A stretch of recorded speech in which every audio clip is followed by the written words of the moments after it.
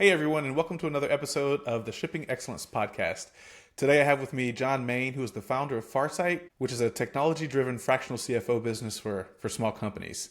John's here to talk to us about some interesting topics, about the team that he built at Modernizing Medicine, holding the team together, prioritizing work, shipping features to customers that matter, and then the relationship between dev and finance, and how to find common grounds between the two. Welcome, John. Thanks for coming. Thanks for having me, Duncan. I'm excited to be here. Yeah, excited to have you. So, I'm really interested to hear what you have to say today. I'm curious. All of these topics are really interesting. They're right within my wheelhouse, and I'm always looking for tips and tricks of the trade and navigating them. So, can you tell us a little bit about the team that you built at Modernizing Medicine? Yeah, sure. So I was brought on at Modernizing Medicine, which is a EHR for private medical practices. And so I was brought on there to actually stand up the corporate finance function. There were probably about 60 or 70 people there at the time. And I came in and I was working with the head of business development on a new pricing model for how to integrate data between the EHR and the laboratories. And, we'd finally put together this model, which was brand new to the entire industry. And then he left. So the CEO asked me to get out there and sell it because nobody else knew how the whole program worked. So I got kind of roped into sales from my finance seat. And then once I got rolling with that, he came to me and said, hey, look, you're out there, you're negotiating all your contracts, you're closing all these deals. Now we need you to actually build the thing that you're selling. That's fun. That's a fun transition from Right? finance to now running a software team.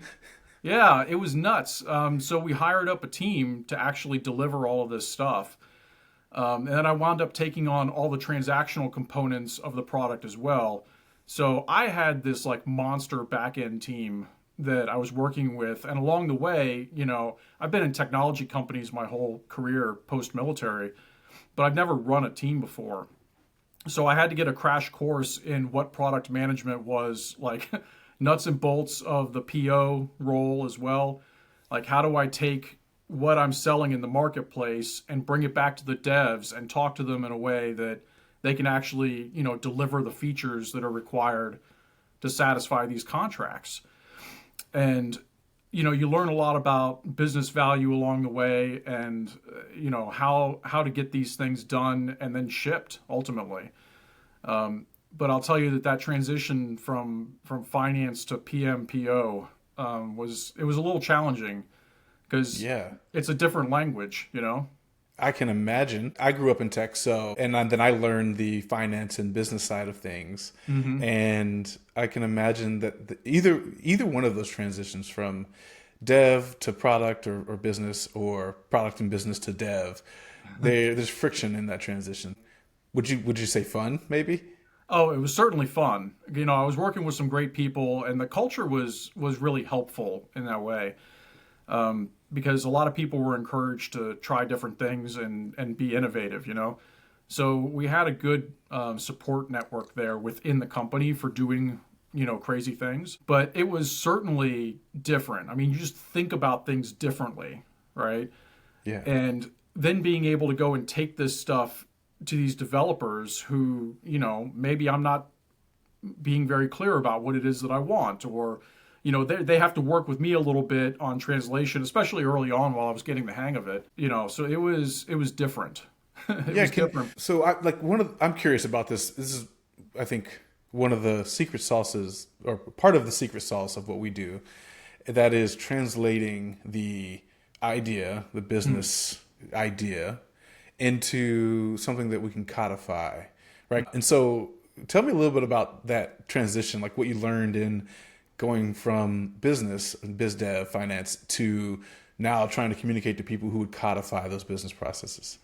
Yeah, so some of it was kind of easy, where in finance, you're dealing with logic a lot of the time, and you have, like, especially the way I would forecast, you have forecast paths.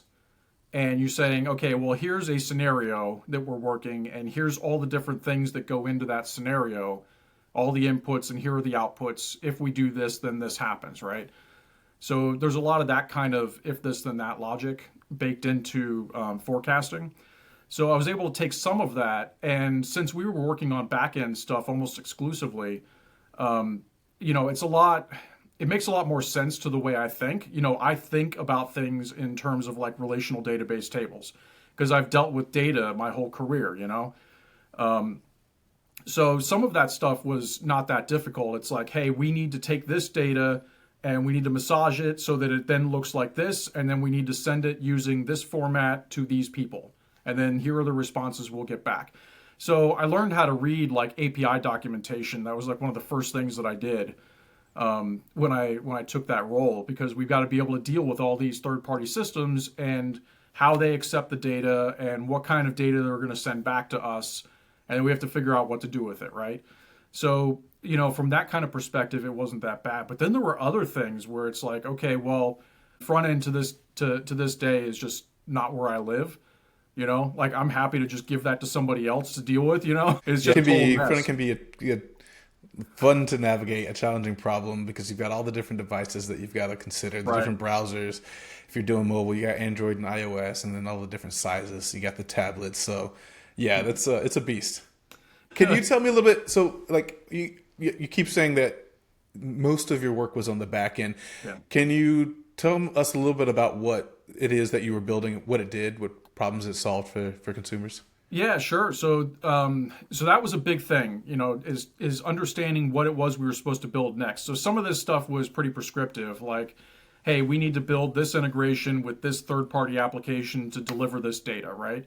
But then there were other things where we had to decide what it was we wanted to build.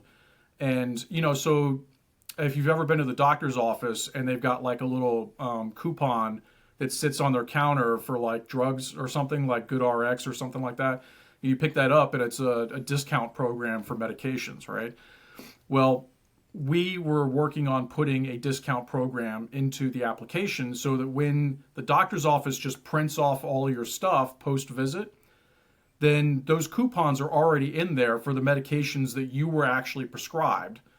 And it would give you like the local pharmacies and everything where you could go and get them that accepted that coupon program, right? Oh, that's awesome. Yeah. Right. And Yeah. very So useful.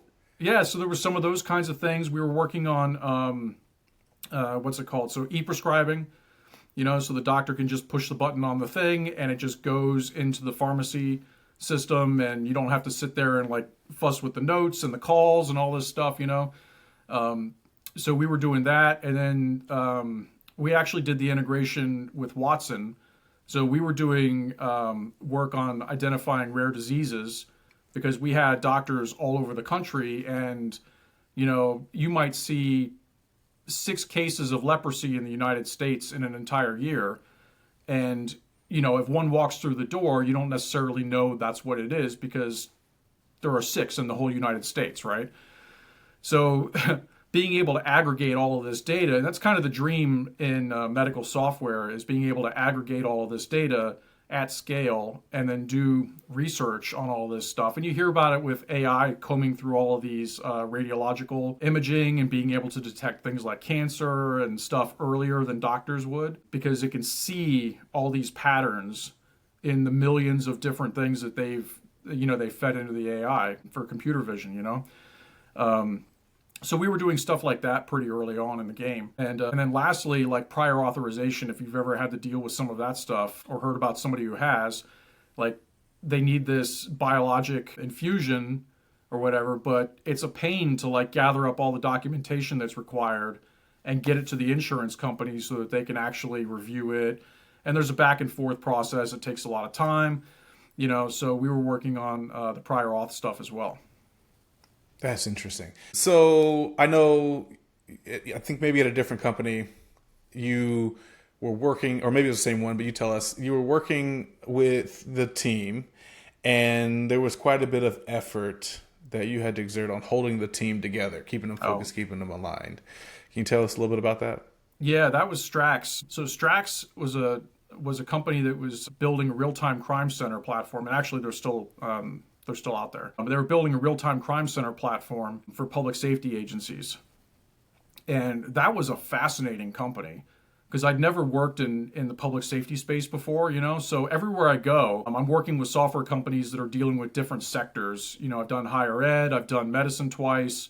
So then it was public safety, and wow, that was a completely different deal. And at the time, when I first got there, I was coming in on the finance side again, so I'd help them raise their Series B.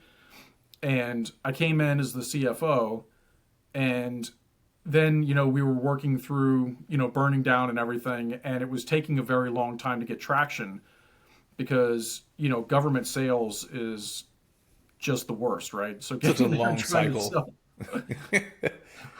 selling to the government is just painful.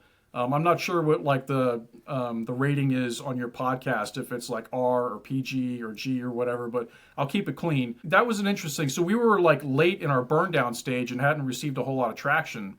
So, when our VP of engineering quit, we weren't in a position to go out and hire like another VP of engineering or a CTO or something. But I loved the people there. The founders were great people, super high integrity folks, and they had a real vision for changing and helping public safety. I raised my hand and I said, look, I'll take it until we can get to a place where we can hire somebody, to actually fill that seat properly.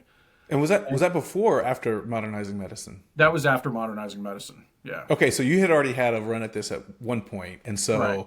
raising your hand here, it wasn't necessarily a stretch. You weren't figuring it out for the first time. You had gotten some reps, and so you felt comfortable taking that on. Yeah. Yeah, but it was different because now I was in charge of everything. At Modernizing Medicine, it was like, okay, well, here's your part of the product. And there were architects and, DevOps people, and there were people that were responsible for even just, shipping the product. We had a guy that was his whole job was just making sure that the product got shipped on time, So we had all that infrastructure in place, and I didn't have to think about a lot of that stuff. Here, it was like, okay, well, guess what? Now you're in charge of infrastructure and security and things that I'd never even really thought of before, right? And also, we need to ship features and determine the direction of the company from a technology standpoint, right? So No it was pressure. one of those. It was nuts. It was absolutely nuts. But we went gangbusters on it, and we were starting to get people quitting, right? They were quitting because, hey, what's the company doing, right? We're not hiring a CTO. Why is this finance guy sitting here, talking to me about dev stuff and making decisions on the infrastructure and all this sort of thing, right? So it was very challenging at that point because we were trying to make a lot of changes. I was working really hard to just clean up what we had and then to put a vision of what I wanted the product to be in front of everybody that made sense. Because, at this point, I'm kind of pitching technological feasibility to the devs. Like, here's what business wants, right? Because I sat in the business seat for a long time and worked strategy with the executive team. So I knew what they were trying to do. And then I had to take that vision that they had and then turn it into an actual product. Because there was a pretty big pivot from hardware to software. Yeah.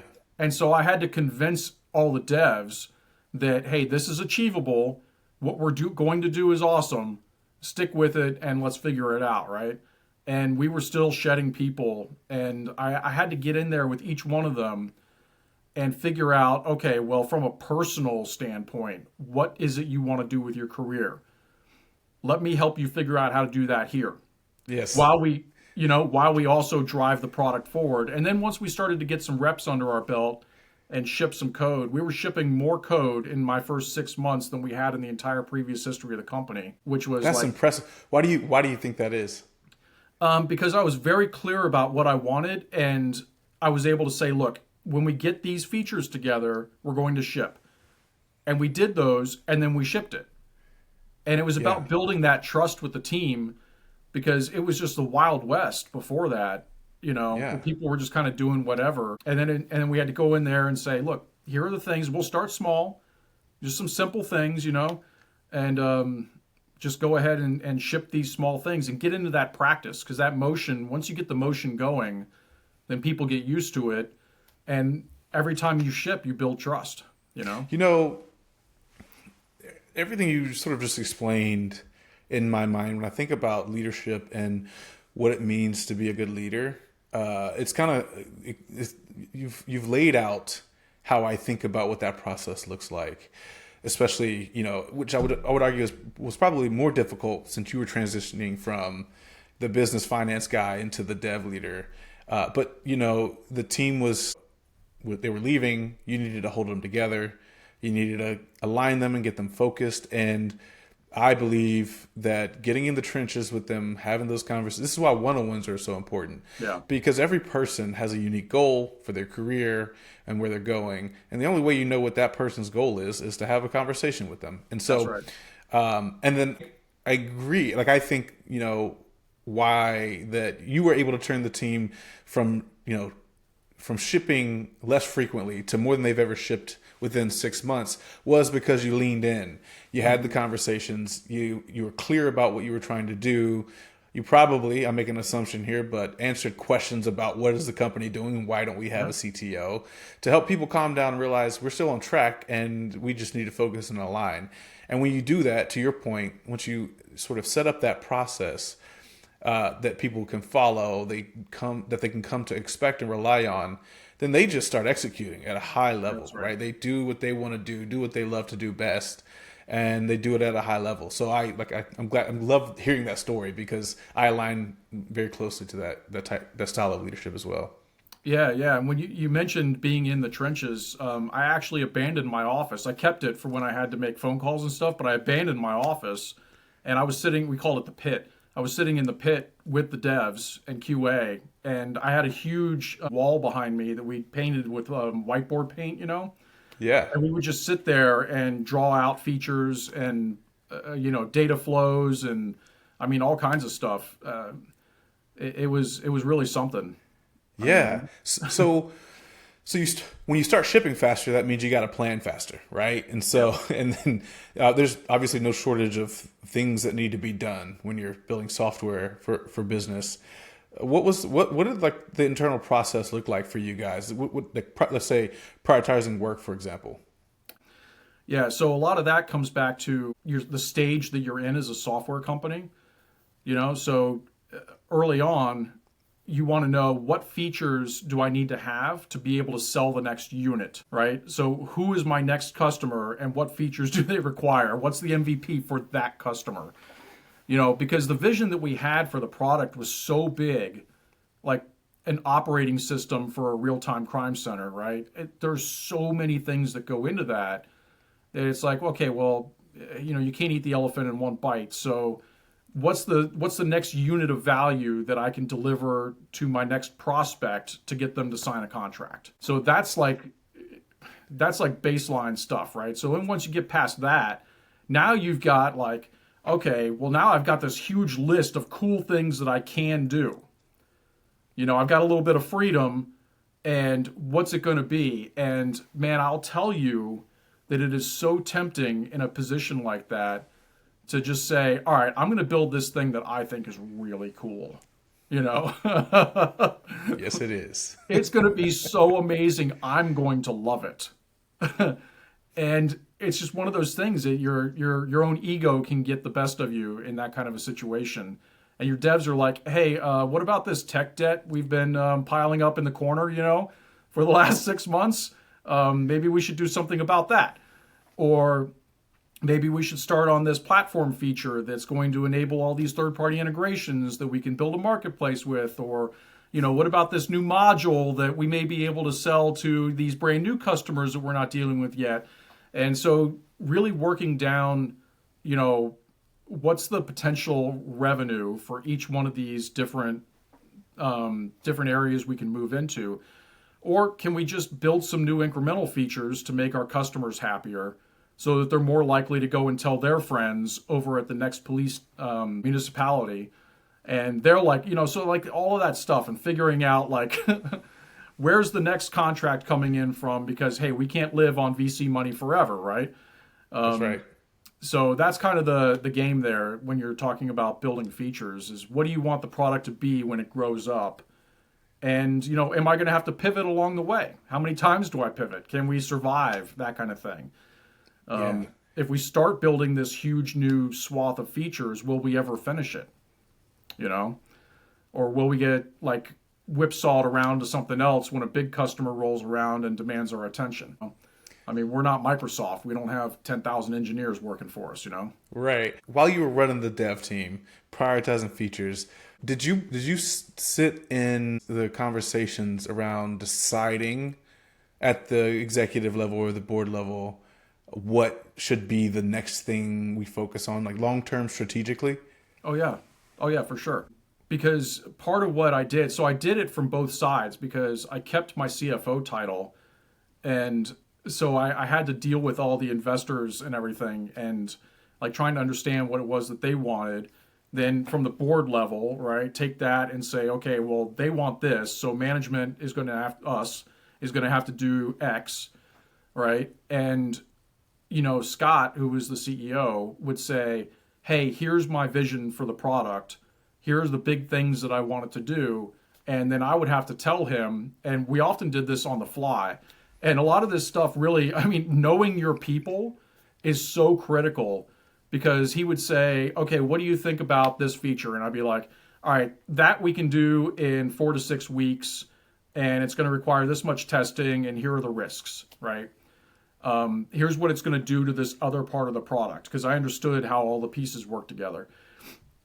And then he would ask me about something else that was seemingly innocent, but we were about to stack that one more rock on top of this pile of rocks that were barely like, they were Jenga together or something. And I'm like, maybe we should address that after we refactor this part of the application, so I had to sit in on all that stuff so that he could think about it. And then he would take that information back to the customers and say, this is what we're thinking. What do you think? And then talk to prospects about what they thought. And so we were kind of like working together in that way on prioritization of the big features, big rocks.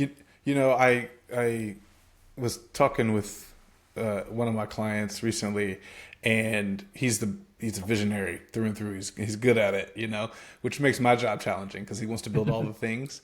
And he was like, "Let me know if we're doing too much." And I said, "No, this is perfect." I said, "You wear that hat, I'll wear this hat. We'll meet."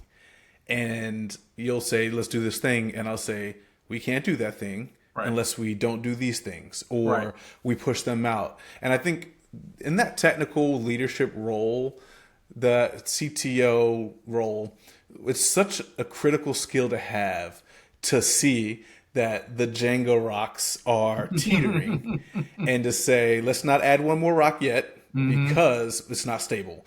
Or to be able to, when you think about building a product roadmap, to be able to just visually show someone, because you have it all in your head, but just say, here are the trade-offs that we're making if we pursue this thing, which is a conversation that needs to be had because to your point, let's say, big company X comes in and says, here's a pile of money, you give us all your attention, right? You get to make that trade-off when you're making those technical decisions on what to build next or to fix technical debt or to pursue, the next piece of innovation that will set your product apart from what else is in the marketplace. It's a critical skill, especially at the startup level, right? Where you're still trying to survive and find that product market fit and generate enough revenue to pay all the bills. So that's refreshing to hear. Yeah, that's actually, it's so refreshing to hear that too from my side where you were dealing with the same kind of thing, right? So that was something that, works when everybody trusts each other, right? So like my boss, Scott, he was the founder and the CEO and he had all these ideas, right? Like he had watched way too many sci-fi movies and he was like, man, this is what I wanted to do, right? And I'm like, okay, well, half of that is magic, but let's see. It's not real, Scott. That's not a thing yet, So, let's see what we can do, though. Some of what we're going to do is going to be incremental to what's out there, and some of it's going to be a big leap. And let's make it look really cool along the way. Okay, let's go. And he trusted me to push back on him when it was too much. Right? Because he didn't want to go out to the market and claim we were going to do something and then not deliver. Because, he had a lot of integrity and wanted people to trust him, right? All of his stakeholders. And then, I leaned on my team to give me enough information so that I'd know when I was able to push back with confidence, and other times when I'd say, well, let me take it to them and see what they think, And it all worked because of that. And it worked through COVID too, because then we went remote and it became even more critical. Yeah, I some of the most fun I've had is high stress but high trust environments.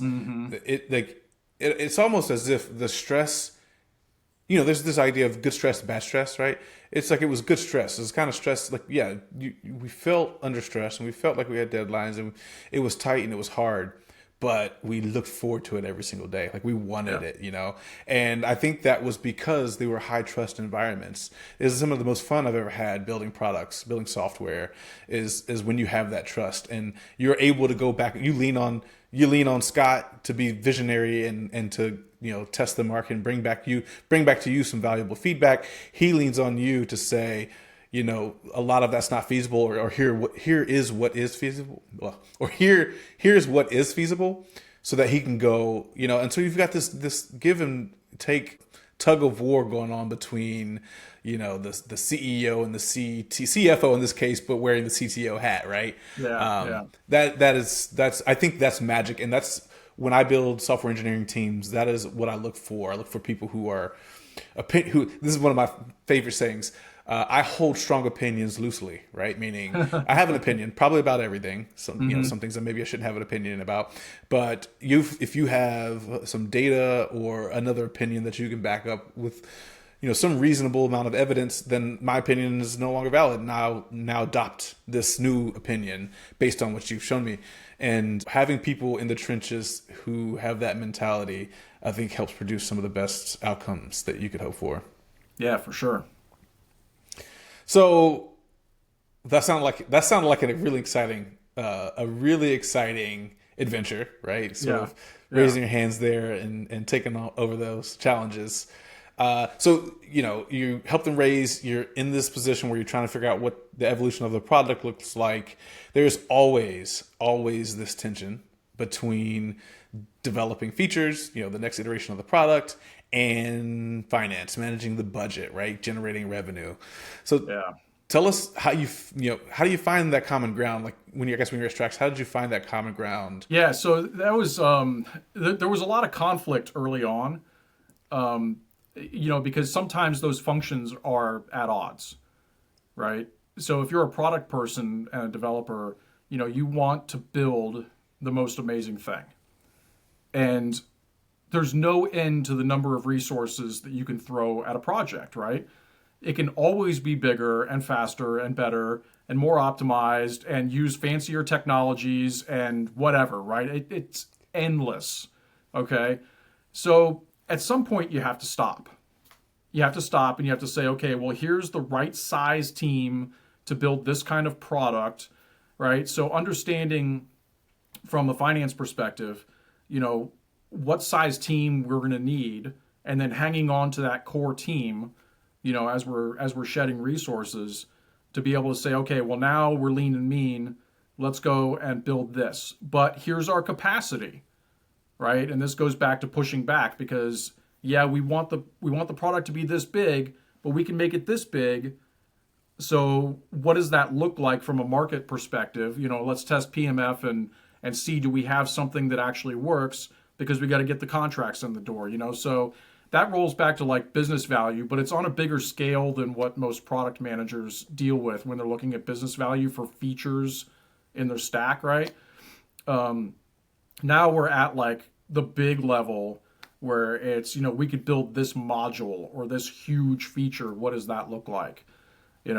And being able to then say, okay, well, this is what we need to build it. So how do we actually fund that? And instead of going back to somebody else, I had to go to myself and say, okay, well, we can afford to bring in some consultants to help us implement this new technology that we need to be able to go faster, right? And so we did, because one of the things that was holding us up on shipping more faster was our actual shipment process, right? So we did not have any kind of automation in place. for doing any like QA automation testing or anything, and the product was huge at this point. So we had to invest a lot in QA automation, but it sucks to do that because it's not something that the business ever sees. This is not a new feature, right? So that was a struggle. I mean, you tell the board like, "Hey, we're going to hire these resources for QA, QA automation," and then they're like, "Okay, well, what is that? And why are we going to do it? Oh, so we're going to get these great new features we've always wanted?" No, you're not. You're going to get these other things faster though and cleaner, and the customers are going to love it. That's a hard sell. And also, we're going to have to invest more in DevOps and infrastructure because guess what? All of our systems are starting to get bogged down. It takes forever to do anything. We need this additional environment.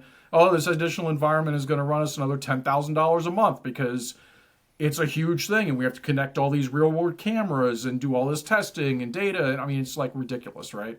So finding that balance, especially in a very expensive development shop, was tragic.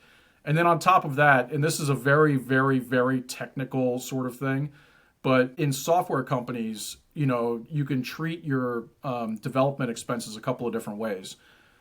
Some companies expense all of the software development as it happens. So if you pay your developer, X, then that month you expense that on your P&L statement, right? But then other software development companies capitalize that effort. So whenever you're working on new features, that effort gets turned into an asset on the balance sheet and gets amortized over time, right? Well, figuring out like, okay, did you work on a bug or a feature today? Oh, you did both? You worked on like 3 features and 2 bugs today? Great. So how many hours would you say you spent doing that? Have you ever worked with a developer that loved to break down their time like that? It's me. I enjoyed it. No, I'm just playing. But I've lived through that. It was like, is this a bug or a feature? Because we need to know if it's CapEx or OpEx. And it's like, I don't really Yes. care about that. I'm trying to ship software. Right. I've lived through that. It's frustrating. So you were talking about having very strong opinions. When I was the CFO, I felt very strongly that we should be tracking these things, very closely because it's so important to know if it's a feature or a bug. Is it CapEx or is it OpEx? How much money are we spending on bugs? So maybe we could actually spend a little bit more money on QA because it would help reduce the amount of money we spend on bugs, right? So that's valid. But as soon as I became the CTO, I'm like, get that out of here, man. Yeah, We are not spending our time. I got to ship features, man. We don't have time to be tracking this stuff. Yes. I remember setting that up because a CFO came and he was like, I need a report every month. It needs to be easy. And I said, all right, well, and then, I'm like, I'm not going to bother any of my engineers with this problem. So I set up a system to track that in a way that it didn't matter necessarily to the engineers. And I think that worked pretty well. Essentially what we did was there was feature work, story work, bug work. And, there was some kind of automation around how long a ticket spent in any particular queue. And if it was a bug, it was automatically in the OpEx expense. And if it was a feature, and like the CFO, all I sent to him was a list of hours and which bucket they were in. So he didn't care as long as he, believed that the reporting was accurate. I made sure the reporting was accurate, and the team was not inundated with having to. They don't care. They don't care. They don't even care where they spend their hours. They just know what they need to get done. And so I thought that worked pretty well. I explained it to everyone. They all knew what it was for, so that way they took it seriously when they were, when like the PM was entering tickets. But they didn't have to worry about it, and I was quite proud of that. I was like, this is a problem I need to solve. Yeah, that's good because when you can make that sort of thing transparent to the devs, then because they don't want to do any of that. No. And it slows them down. It's not efficient. It's demoralizing. They really want to produce high quality software. That's what they love to do. That's why they chose that career path. And so they don't really care with about the operations of the business or the finance. No, that was one of the things that I figured out a long time ago with working with devs is that, it's like a highly technical art. I think of devs more like artists than I do like engineers, and that really helped me along the way when I'm just working with these guys and girls because, it's like, if I treat you like an artist, here's your domain that you're really good. You're an oil painter, you're a collage builder, or whatever it is, right? And I'm going to give you this thing, and I'm going to trust you to get it done the best way possible, right? They don't want to be babysat or anything. They need help getting unblocked if they're blocked, and then they want you out of the way. Otherwise, they want to ship good features and make an impact in the customers' lives. 100%. I think of myself as not a very creative person because I can't draw. I like to try to sing. I can't really play music. But building software has always been a creative outlet for me because I take something that's in someone's head and I codify it, and then it works and people can use it. And it was always an outlet. I went deep on architecture and coding patterns and, test-driven development, BDD, behavior-driven development. I've studied all of this because I was so highly interested in it.